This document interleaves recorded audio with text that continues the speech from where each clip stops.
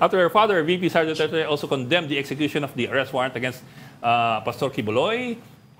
More on that from News 5 correspondent Bril Montalvo. Bril, anong balita dyan sa Davao City?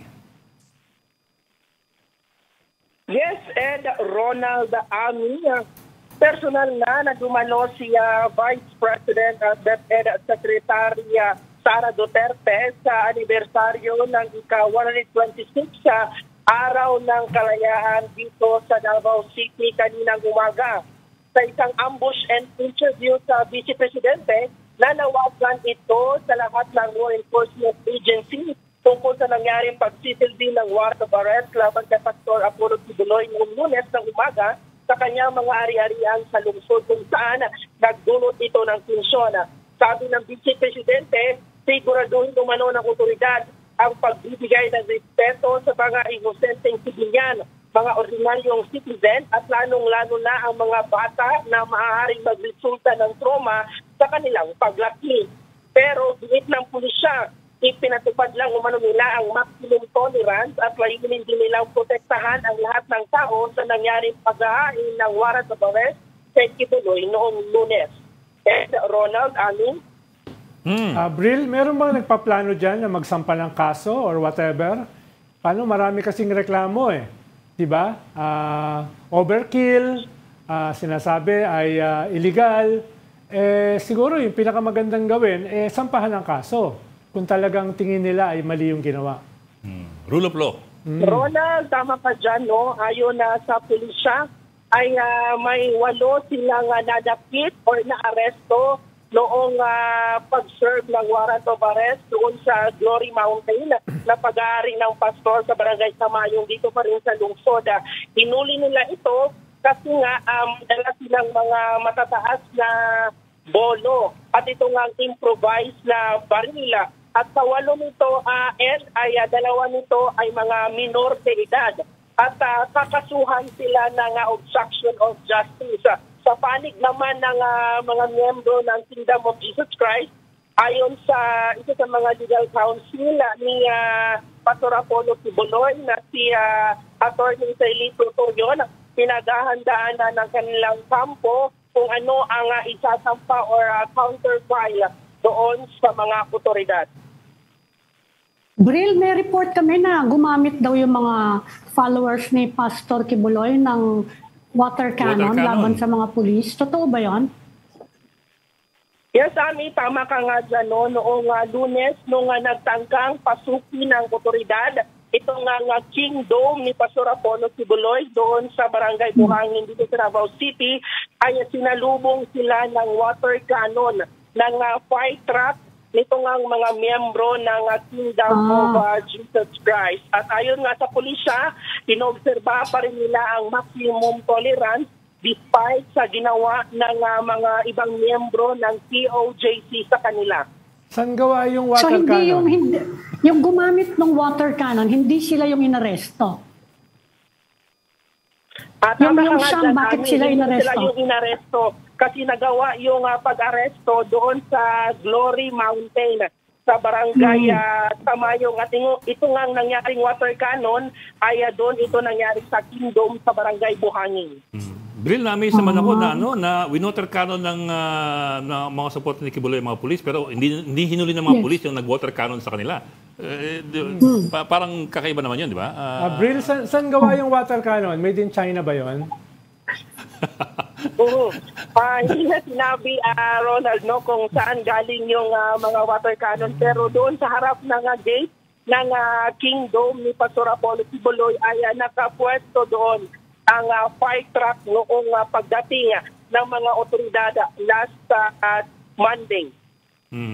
I'm sorry, yung fire truck pag-aari nung nila Apollo Kibuloy or ano yun, government ba yung fire truck?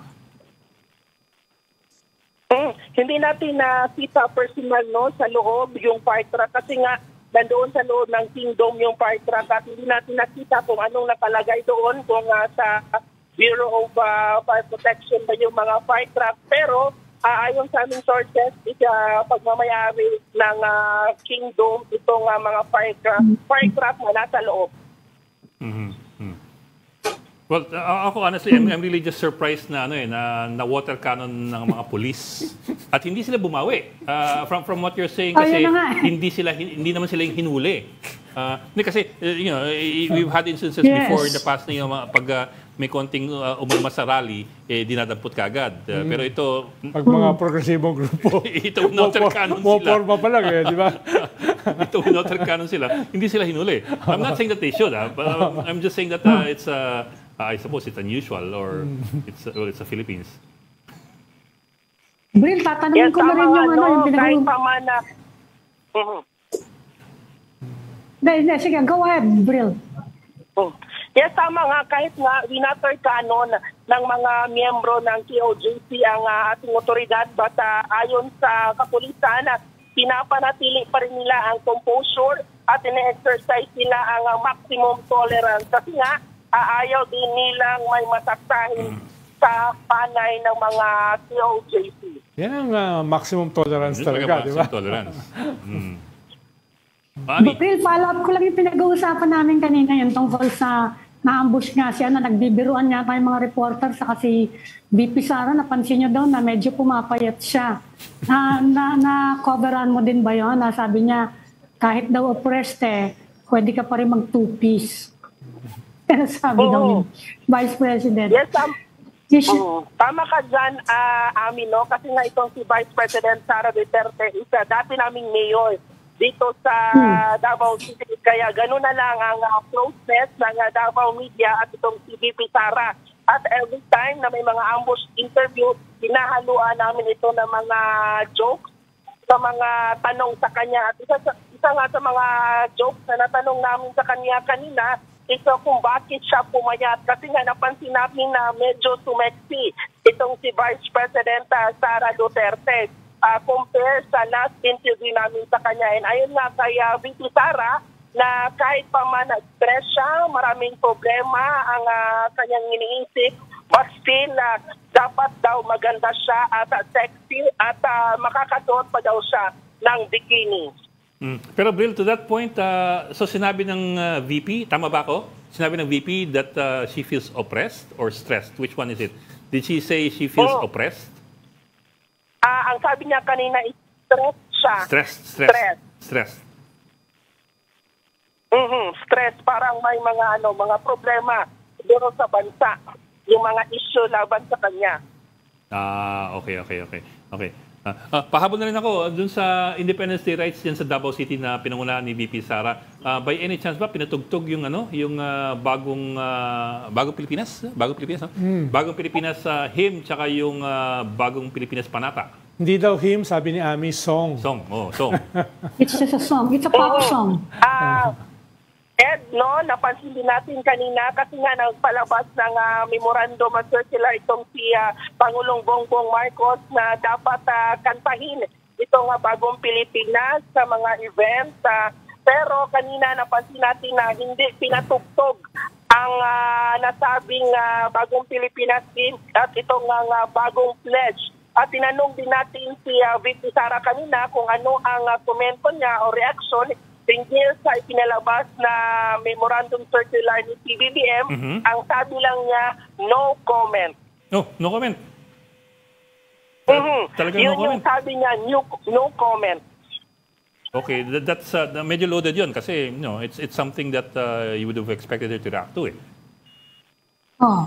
I guess action speaks louder than words, no? Hindi nila pinatugtog Saka hindi ni-recite. So I guess yun na yung pinaka-comment nila. Wala siyang dinagdag doon sa puntong yun, maliban sa no comment? Wala na talaga, Ed. Konti lang sinabi niya, no comment. 2 words lang talaga. No at comment. Okay. Ito yung talagang binilang ni Bril. Okay. So Bril, pinatugtog lang yung yung lupang hinirang. Sama ka dyan, Ami. Yung lupang hinirang at Davao City hymn lang yung tinugtog kanina during the event. Although, Ed, ang local governments are not required, they are encouraged under the memorandum circular. na to play. Hindi naman sila required dyan sa circular na yan. Yeah. And also, to be fair, Bok, I'm reading the circular right now. Ang sabi dito, the heads of all national government agencies and instrumentalities shall ensure that the hymn and pledge are... ito pala. Integrate the recital of the hymn and pledge in the conduct of weekly flag ceremonies. So, mas specific siya hindi sa naman weekly flag yan, ceremonies. Independence Day yan. So, just to, in fairness, that's specific dun sa, sa circular number 52. Yes. At So, hintayin siguro natin. No? Idagdag na lang natin kasi kanina nga during the event is wala or absent itong si Davao City Mayor Sebastian Duterte.